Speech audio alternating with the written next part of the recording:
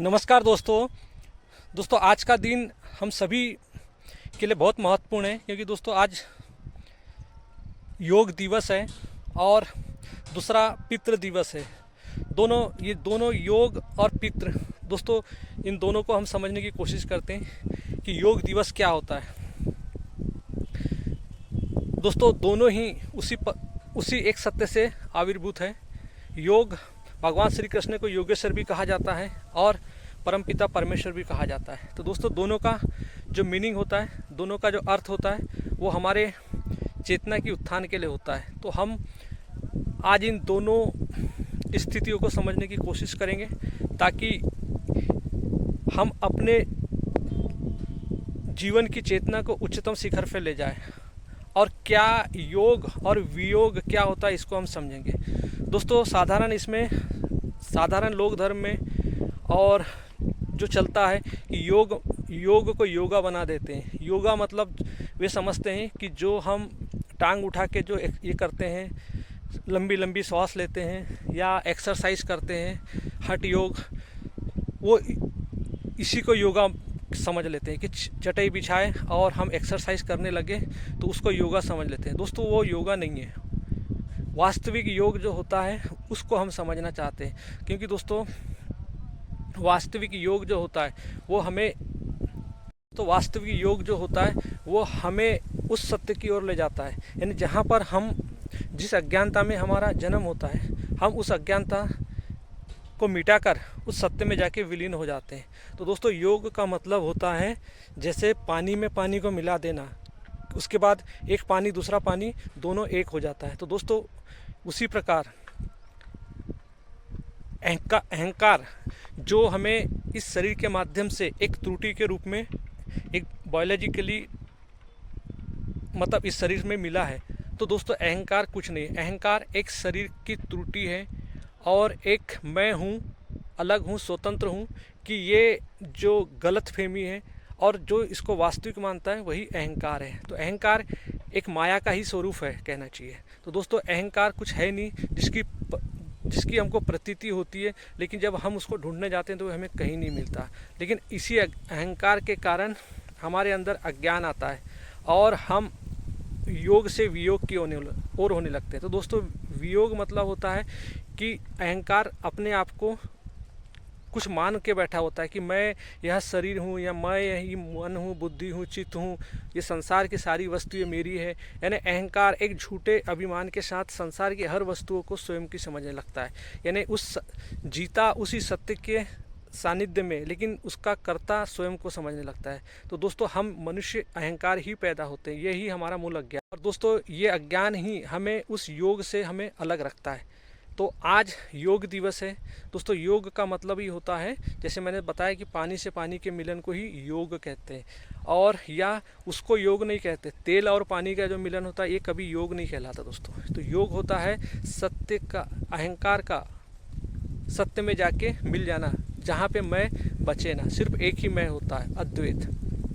तो दोस्तों ये होता है योग। इसी के योग की जो परिभाषा हमारे पतंजलि ने अष्टांग योग जो दिया कि मनुष्य के अंदर जो ये अहंकारी जीव जो होता है, तो ये सत्य के मार्ग पे चलने के लिए, योग में स्थित होने के लिए पतंजलि ने अष्टांग मार्ग दिया, जिसको हम हमारा योग दर्शन बोलते हैं। भारत का उच्चतम दर्शन कहलाता है। यानी 6 दर्शनों में से एक योग दर्शन आता है, सांख्य और योग। तो पतंजलि ने अष्टांग योग दिया। दोस्तों अष्टांग योग में उन्होंने बताया कि चित्त वृत्ति निरोध, यानी जो चित्त के द्वारा जो उठने वाली जो वृत्तियाँ होती है वो हमारे मन को के ऊपर एक आवरण छा देती है, जिसके कारण हमें सत्य दिखाई नहीं देता। तो दोस्तों उसी वृत्ति का हमें निषेध करना है, यानी उसको समझना है। इसीलिए पतंजलि ने अपना अष्टांग मार्ग दिया था, जिसको यम, नियम, आसन, प्राणायाम, प्रत्याहार, ध्यान, धारणा, समाधि। तो दोस्तों ये 8 चीज़ें उन्होंने बताया था। मैं आपको दोस्तों ज़्यादा डिटेल में नहीं बताऊंगा, लेकिन यम का मतलब होता है कि हमें बाहर कैसा आचरण करना है। नियम होता है कि हमारे शरीर के साथ कैसा आचरण करना। तो उन्होंने यम में हमें बताया था, यम मतलब बताया था कि बाहर सत्य के साथ रहना, अहिंसा, शांति रखना, चोरी, अपरिग्रह यानी धन का संचय नहीं करना, अस्तय यानी चोरी नहीं करना, और ब्रह्मचार्य का पालन करना। यानी ये यानी ब्रह्मचार्य का पालन करना मतलब सत्य की राह पर चलना। तो दोस्तों ये यम के नियम समझाए थे कि बाहरी जगत में हमें इस आचरण से जीवन जीना चाहिए, और नियम ये बताया था कि हमें स्वच्छ रहना चाहिए, आंतरिक से संतोष रहना चाहिए, तपस्या करनी चाहिए और ईश्वर के प्रति अपना समर्पण भाव रखना चाहिए, स्वाध्याय करना चाहिए यानी और ईश्वर की प्रार्थना करना चाहिए। तो दोस्तों ये हमारे यम और नियम बताए थे। फिर प्राणायाम, प्रत्याहार, ध्यान, धारणा, समाधि। तो दोस्तों प्राणायाम भी प्राणायाम हमारे लिए बहुत महत्वपूर्ण होता है दोस्तों। तो प्राणायाम का मतलब होता है, हमारे उपनिषद हमें समझाते हैं कि कोहम नाहम सोहम। दोस्तों इसका मतलब होता है, कोहम मतलब होता है मैं कौन हूँ की जिज्ञासा, मैं क्या यानी ईमानदारी से स्वयं के बारे में जांचना कि मैं कौन हूँ, क्या मैं मन हूँ, क्या मैं बुद्धि हूँ, क्या मैं यह शरीर हूँ, क्या मैं यह भावना हूँ, क्या मैं यह विचार हूँ। तो दोस्तों निरंतर स्वयं से इस प्रश्न का जवाब पूछना, इसी को बोलते हैं दोस्तों कोहम। फिर आता है नाहम। नाहम मतलब हम क्या नहीं है। तो दोस्तों हम अपनी झूठी मान्यता को हटाना, यानी जो हम मान के बैठे हैं, जैसे हम मानते हैं कि दोस्तों हमारी झूठी पहचान होती है कि मैं शरीर हूँ, मन हूँ, बुद्धि हूँ, चित्त हूँ, अहंकार हूँ, मैं यह पिता हूँ, माता हूँ, ये संसार की यानी जो भौतिक वस्तुएं, धर्म हूँ, ग्रंथ हूँ, सब। जैसे भगवान आदि शंकराचार्य हमें उनके जो निर्वाण षटक में समझाते हैं, मनोबुद्धि अहंकार चित्तानि नाहम नचो स्रोत जीवा नचो घ्राण नेत्रा नचो वेम भूमि न तेजो न वायु चिदानंद रूपम शिवोहम शिवम नचो प्राण संज्ञा नचो सप्त धातु नचो पंचकोश न वाक्य पाणिपादम न कोपस्थ पादम चिदानंद रूपम शिवहम शिवम न धर्मो न चार्थो न कामो न मोक्ष न मित्रो न बंधु न गुरुवे न शिष्य चिदानंद रूपम शिवहम शिव। तो दोस्तों इस प्रकार से आदि शंकराचार्य ने भी हमें अपने निर्वाण षटकम में समझाया कि मैं ये सब नहीं हूँ, न मन हूँ, न बुद्धि हूँ, न चित्त हूँ, न यह वायु हूँ, न आकाश हूँ, न पृथ्वी हूँ। दोस्तों मैं कुछ भी नहीं हूँ, न मैं ये 5 प्राण हूँ, न ये वायु हूँ, और मैंने हर चीज़ को उन्होंने नेति नेति करके नकारा है। तो दोस्तों हम ज़्यादा डिटेल में नहीं जाएंगे, इसको संक्षिप्त में समझेंगे। तो ये होता है प्राणायाम। तो दोस्तों ये होता है कि नेति नेति के माध्यम से स्वयं को हटाना। और फिर होता है यानी कोहम समझा, नाहम नाहम यानी नेति नेति। वेदांत दर्शन जो होता है कि अहंकार अपनी पहचान बना के जो अपने आप को झूठ का आवरण बनाता है, तो आत्मा के प्रकाश में उस अहंकार के झूठ को नेति नेति के माध्यम से हटाना ही नेति नेति की थ्योरी कहलाती है। तो दोस्तों वेदांत विश्व का और भारत का एक सबसे बड़ा दर्शन है कि वेदों का अंतिम दर्शन जिसको वेदांत कहते हैं। वेदांत एक ऐसा दर्शन है कि उसको जानने के बाद हमें किसी भी चीज़ को जानने की आवश्यकता नहीं होती। तो दोस्तों वेदांत दर्शन हमें बताता है कि नेति नेति के माध्यम से अहंकार जिस भी झूठी मान्यता को पकड़ा है उसे ईमानदारी से हटाना। तो दोस्तों ये होता है नेति नेति। फिर होता है सोहम। तो जब हमारा ये सारा मिथ्या तो हट जाता है दोस्तों, तभी हमारे अंदर शुद्ध चेतना का प्रादुर्भाव होने लगता है। तो ये होता है कोहम सोहम, कोहम नाहम सोहम, यानी मैं कौन हूँ, नाहम झूठी मान्यता को हटाना, और सोहम मतलब मैं अपने मिथ्यात्व को जान लेना, तभी हमारे अंदर सत्य प्रकट होता है। तो दोस्तों ये हो गया हमारा ये उपनिषद का महावाक्य जिसको हमने समझा। दोस्तों प्राणायाम में और एक बहुत अच्छी स्थिति आती है जिसको हम बोलते हैं कि मतलब पूरक, कुंभक और रेचक। तो दोस्तों पूरक का मतलब होता है कि मैं कौन हूँ, यानी स्वयं के बारे में जिज्ञासा करना, जानना। जब हम श्वास लेते हैं तो हमें जो श्वास हमारे अंदर आती तो हमें वो बताती कि मैं कौन हूँ, इसको जानना और ईमानदारी से अवलोकन करना। और फिर होता है कुंभक यानी अहम ब्रह्मास्मि। तो जो उस श्वास को स्थिरता से रोकना और एक उस आत्मा का अनुभव करना कि मैं कौन हूँ। और जो निरंतर फिर उसके बाद जो होता है कि जो रेचक जिसको बोलते हैं कि अहम देहास्मि का परित्याग करना। तो जो मैं यह शरीर बनकर बैठा हूँ, जो शरीर समझ रहा हूँ, इसके मिथ्यात्व को जान लेना। तो दोस्तों ये होता है हमारे अंदर प्राणायाम में 4 चीज़ें। जब हमारे अंदर जब श्वास जाती है तो हम उसको बोलते हैं पूरक, और जब हमारे अंदर श्वास को हम रोकते हैं तो उसी को बोलते हैं अहम ब्रह्मास्मि, यानी उसी जो श्वास आती है उसको रोक के जो हम देखते वही हमारे अंदर एक अनुभूति होती सत्य की। और उसके बाद हम जो छोड़ते हैं, मतलब जो हम नहीं हैं तो उसको छोड़ देते हैं। अहंकार अपने मिथ्यात्व को त्याग देता है, उसी को बोलते हैं हम रेचक। तो दोस्तों ये होता है प्राणायाम।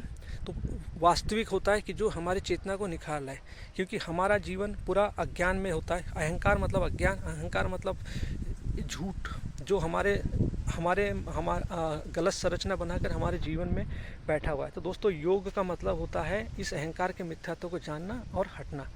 तो दोस्तों योग की यही वास्तविक परिभाषा है कि स्वयं अहंकार अपनी गलत पहचानों को हटाकर सत्य में स्थापित हो जाना। तो योग मतलब होता है दोस्तों कोई जोड़ना, मतलब ये नहीं कि मैं जुड़ गया, जैसे तेल और पानी कि मिल तो गए हैं लेकिन तेल अलग है और पानी अलग है, ये इसको योग नहीं कहते। तो दोस्तों योग होता है पानी से पानी का मिलन। तो दोस्तों कि जो अपने बंधनों को हटाकर स्थित होना ही योग होता है। जैसे भगवान श्री कृष्ण ने हमें गीता के जो कहना चाहिए दूसरे अध्याय के 48 और 50 में हमें समझाया है कि योग वास्तविक में क्या होता है। भगवान श्री कृष्ण हमें दूसरे अध्याय के 48 में हमें समझाते योग समत्व उच्चते, यानी समभाव में रहना ही योग कहलाता है। तो दोस्तों उसी प्रकार दूसरे अध्याय के 50वां श्लोक में भी हमें वो समझाते हैं कि जो योग का जो मतलब होता है कि ऐसा कर्म जो हमें बंधन में न बांधे, वो योग कहलाता है। तो दोस्तों भगवान श्री कृष्ण को इसीलिए योगेश्वर भी कहा जाता है कि वो हमें वास्तविक अहंकार से मुक्ति के लिए रास्ता देते हैं। तो दोस्तों भगवान कृष्ण मतलब कृष्ण तत्व जो हमें हमारे वास्तविक पिता भी है। और दोस्तों आज हमें याद आया कि आज पितृ दिवस भी है। तो दोस्तों पितृ दिवस पे मैं एक ही सब कहना चाहूँगा लाइन कि आत्मा हमारी जाति है और ब्रह्म हमारा गोत्र है, सत्य हमारे पिता है और धर्म हमारी मुक्ति है, मुक्ति हमारा धर्म है। तो दोस्तों ये जो वाक्य है दोस्तों, ये हमें वास्तविक हमारे पिता जो कृष्ण तत्व है, जो इस सृष्टि का पूरा पालन करते हैं दोस्तों, उसकी वो दिलाता है। क्योंकि दोस्तों अहंकार अपनी झूठी पहचान रखे कि मैं या पिता हूँ, भाई हूँ, बंधु हूँ, ये अहंकार की झूठी पहचान होती है। रिश्ते नाते सब अहंकार अपने झूठ में बनाता है और इसी झूठ के कारण वो हमारे इस मन पर एक अज्ञान का आवरण छाता है और वो अज्ञान का आवरण ही दोस्तों हमारे लिए बंधन होता है। तो हमने समझा योग मतलब होता है कि अहंकार अपनी झूठी पहचान को त्यागे और सिर्फ सत्य उसी कृष्ण तत्व जो परम पिता है उसके आगे समर्पित हो जाए। दोस्तों आज ये दोनों दिन हमारे मानव के लिए बहुत ही महत्वपूर्ण है। तो हमने योग दिवस और पितृ दिवस के बारे में समझा। दोस्तों इन दोनों के अर्थ को अपने जीवन में अपनाइए और भगवान कृष्ण की गीता से जुड़िए और अपने जीवन को बेहतर बनाइए। दोस्तों जीवन एक बार मिला हुआ है, बार बार नहीं मिला हुआ है। दोस्तों हमारा शरीर पूरा केमिकल स्ट्रक्चर्स पे चलता है, हमारे विचार, हमारी भावनाएं सब केमिकल्स होते हैं। हमारी जो अहंकार इन्हीं को रखकर अपने आप को मैनिफेस्ट करता है। तो दोस्तों हमें आत्मा का प्रकाश मिला हुआ है। दोस्तों प्रकृति में तीन ही चीज़ होती है, एक होता है प्रकृति जिसको हम बोलते हैं काम, क्रोध, लोभ, मोह, मद, मात्सर, दूसरा होता है अहंकार और तीसरा होता है सत्य। तो दोस्तों सत्य तो ऐसा है और निर्गुण है, निराकार है, निर्विशेष है, अनिर्वचनीय है। और दोस्तों सत्य कभी कुछ बोलता नहीं, लेकिन सत्य का प्रकाश हमारे साथ रहता है। वो चेतना हमें दी है कि हमारे अंदर जो अहंकार है और अहंकार जिन प्रकृति काम, क्रोध, लोभ, मोह को पकड़कर हमारे जो अज्ञान का आवरण बनाता है, जिसे हम माया कहते हैं, तो दोस्तों हम आत्मा के प्रकाश में इसको समझ सकते हैं और अपनी चेतना को हम एक ऊर्ध्वर ले जा सकते हैं। अहंकार एक ऐसे क्षैतिज तल पे चलता है जिसको हम हॉरिजॉन्टल एक्सिस बोलते हैं और अहंकार सत्य का प्रकाश पाकर एक ऊर्ध्वर यानी आकाश की ओर जाने लगता है। तो उसी को बोलते हैं दोस्तों सत्य का रास्ता, मुक्ति का रास्ता। तो दोस्तों हमारे लिए आज दोनों है, भगवान कृष्ण जो हमारे पिता भी हैं, पालनहार भी है, जो हमें हमारी सृष्टि को पूरा पालन करते हैं। मैं जब कृष्ण की बात कर रहा हूँ तो कृष्ण मतलब वो कृष्ण की बात कर रहा हूँ जो सत्य का आविर्भाव। तो हमारे साथ भगवान कृष्ण जो है हमारे सृष्टि के सभी जीव जंतु, पशु पक्षी सब का पालनहार है।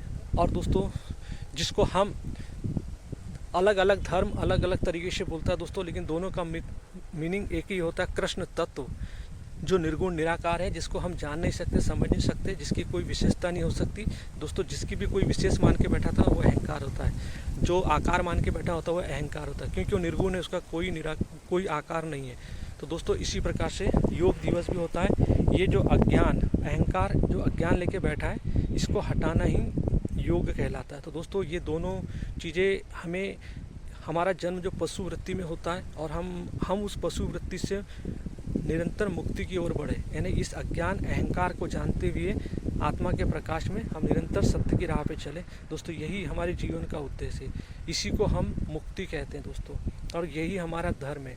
धर्म की परिभाषा सिर्फ एक ही होती है कि अज्ञान में न बने रहना ही धर्म कहलाता है। कि दोस्तों हमें अज्ञान को हटाना ही हमारा वास्तविक धर्म कहलाता है। कि जो हम अज्ञान में पैदा होते हैं और उसी अज्ञान के कारण हमारे अंदर बेचैनी आती है। दोस्तों प्राणायाम मतलब क्या होता है कि अहंकार जब उसकी श्वास फूलने लगती है, उसके अंदर श्वास बेचैनी बढ़ने लगती है दोस्तों, तभी हमें प्राणायाम की आवश्यकता होती है। क्योंकि अहंकार अपने जो षट रिपुओं के साथ होता है, काम क्रोध लोभ के साथ, इसी की वजह से उसके जीवन में बेचैनी तनाव आता है। तो उसको मिटना ही हमारे जीवन का उद्देश्य होता है।